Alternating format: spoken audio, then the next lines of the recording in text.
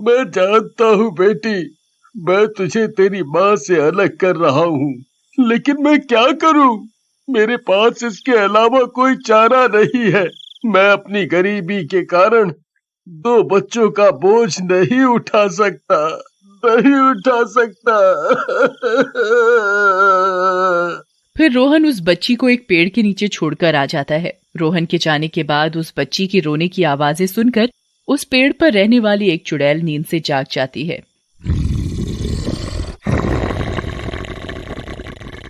ये कौन है जो इतना जोर जोर से रो रहा है और मेरी नींद और आराम में दखल दे रहा है? चुड़ैल नीचे उतरती है और बच्ची के पास जाती है।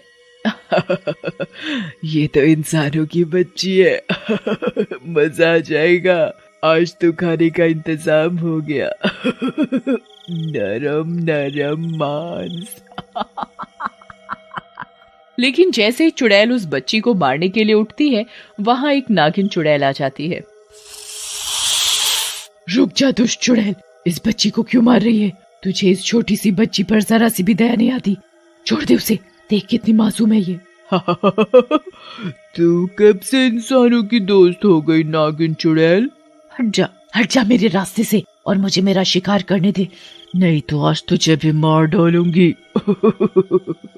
नागिन चुड़ैल और चुड़ैल में लड़ाई शुरू हो जाती है। दोनों में भयंकर लड़ाई होती है, जिसमें नागिन चुड़ैल चुड़ैल को हरा देती है। नागिन चुड़ैल, आज तो तूने मुझे हरा दिया, लेकिन मैं इतनी जल्दी हार नहीं मानूंगी और अपना बदला लेने जरूर आऊंगी।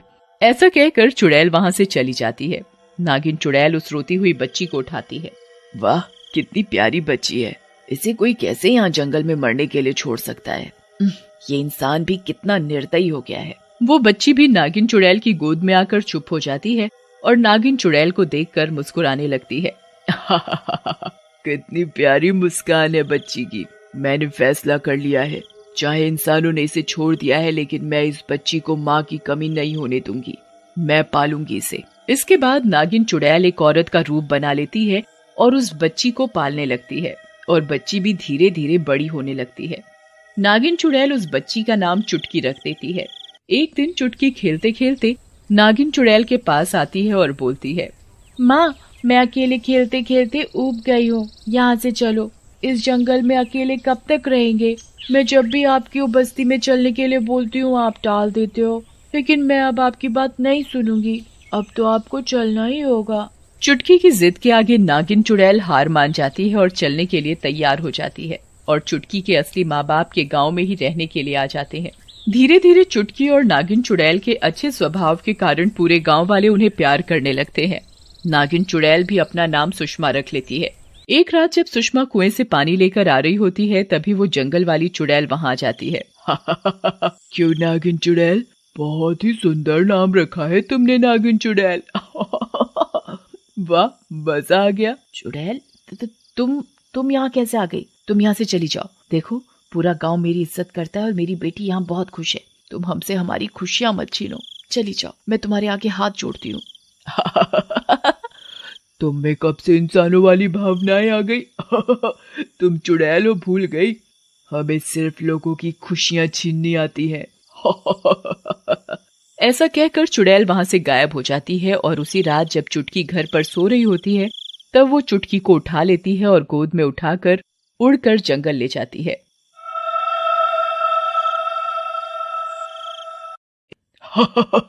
अब मेरा बदला पूरा होगा। इस नागिन चुड़ैल ने मुझसे इस लड़की के लिए लड़ाई की थी ना, अब इस लड़की को मार कर मैं बदला लूंगी। चुड़ैल को चुटकी को इस तरह ले जाते हुए दो गांव वाले देख लेते हैं।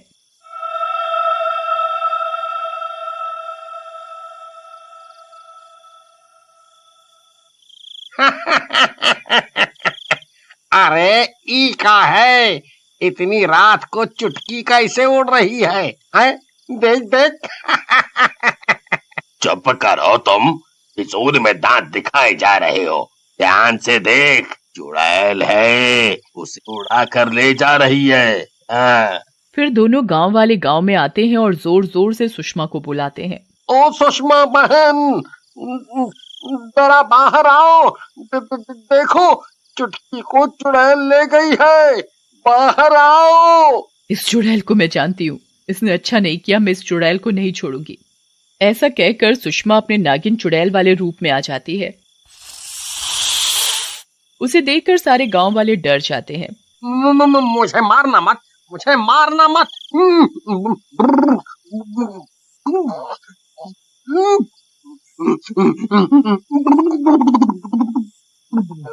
तब तक वहां रोहन और पिंकी भी आ जाते हैं।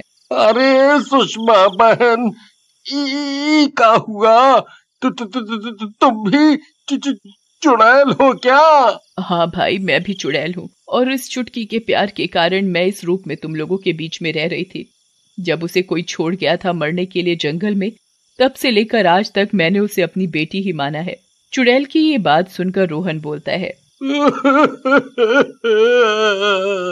वो बदनसीब मैं ही हूँ, नागिन चुड़ैल मैं हूँ। मेरी बीवी पिंकी को 2 जुड़वा बच्चे हुए थे, लेकिन मैं अपनी गरीबी के कारण चुटकी को जंगल में छोड़ आया था। मैं तुम्हें कभी माफ नहीं करूंगी।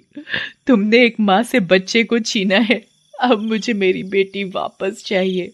तुम चिंता मत करो रोहन भैया, मैं चुटकी को लेकर ही आऊंगी, चाहे मुझे अपनी बेटी की जान बचाने के लिए अपनी जान क्यों ना देनी पड़े।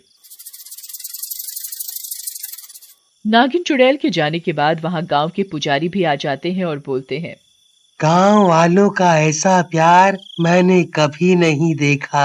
एक इंसान के बच्चे के लिए चुड़ैल लड़ रही है, हमें भी कुछ करना होगा। पुजारी के कहने पर गांव वाले भी जंगल की तरफ जाते हैं। वहीं दूसरी ओर जंगल में, बाहर निकल दुष्ट चुड़ैल, कहाँ छुपा रखा है मेरी चुटकी को? आ गई तू, मुझे पता था तू आएगी अपनी बेटी को बचाने, लेकिन अब की बार तू मुझसे नहीं बच पाएगी। इतने सालों में मैं बहुत शक्तिशाली हो गई हूँ। ऐसा कहकर चुड़ैल नागिन चुड़ैल को बांध देती है और मारने लगती है। तभी चुटकी उनकी सारी बात सुन लेती है और बीच में आ जाती है।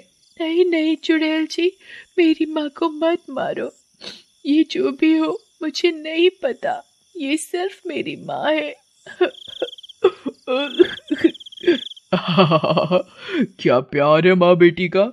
नागिन, भले ही तूने इसको जन्म नहीं दिया, लेकिन ये तुझे प्यार पूरा करती है। तभी गांव वाले पहुंच जाते हैं और पुजारी जी बोलते हैं, दुष्ट, बहुत हुआ, बहुत परेशान कर लिया तूने इन दोनों को। ऐसा कहकर पुजारी जी चुड़ैल पर गंगाजल छिड़क देते हैं और चुड़ैल वहीं जल जाती है। फिर नागिन चुड़ैल चुटकी का हाथ पकड़कर पिंकी के हाथ में दे देती है और जाने लगती है। लेकिन चुटकी नागिन चुड़ैल को पकड़ लेती है और बोलती है, माँ तुम कहीं नहीं जा सकती, तुम ही मेरी माँ हो, तुम्हें मेरे साथ ही रहना होगा हमेशा। फिर गांव वाले भी नागिन चुड़ैल को गांव में ही रोक लेते हैं और वो सुषमा के रूप में ही गांव में रहने लगती है।